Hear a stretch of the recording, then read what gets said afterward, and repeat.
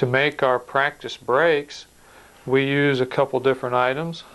First one is a star breaker. Take this, and whenever it's poked into the glass, it'll make a star break. To make a bullseye break, we use the bullseye breaker, and from this, if we hit the glass straight down, we'll sometimes get a combination. If we take and pull back on the bullseye breaker and glance at an angle, we're more apt to get the bullseye break.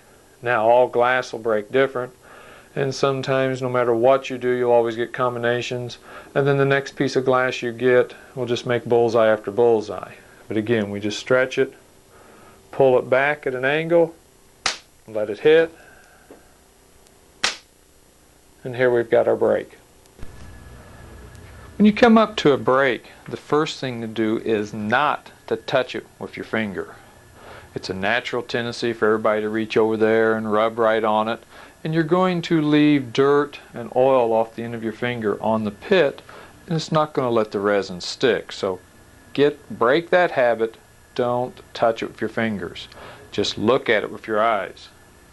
We come up to a break. There's several things we need to check.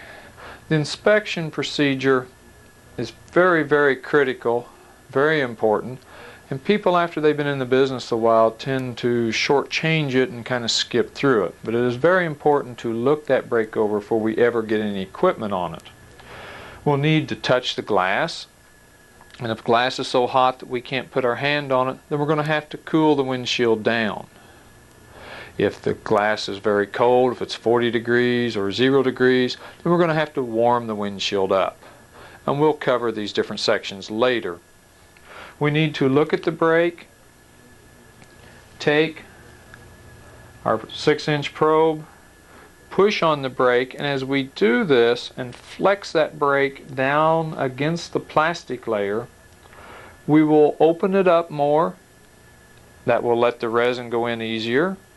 As we push on it, if we see sloshes of water, black spots slopping around in here, we're going to have to dry that brake out. As we push on it, if we see a crack open up, and then when we relieve the pressure, the crack closes. We push on it, the crack opens up, relieve pressure, it closes.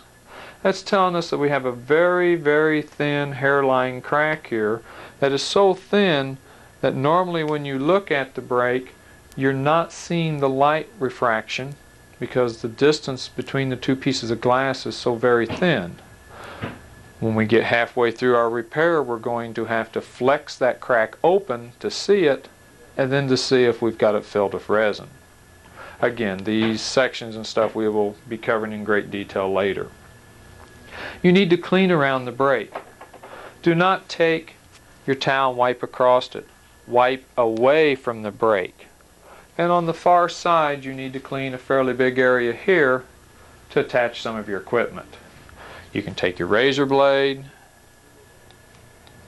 clean around it. If we've got a bunch of bugs on the windshield, and if you need to use some water, your cleaning solution, do not spray it on the window, spray it on the towel, and then take the towel to the windshield, and again, do not wipe across, leaving this moisture in your brake.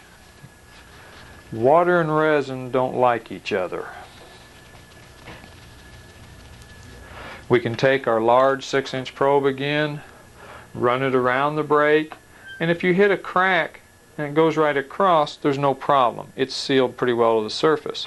But if you hit a crack that your end of your probe actually clunks into, or it hangs up for a moment then comes on by it, that crack is to the surface.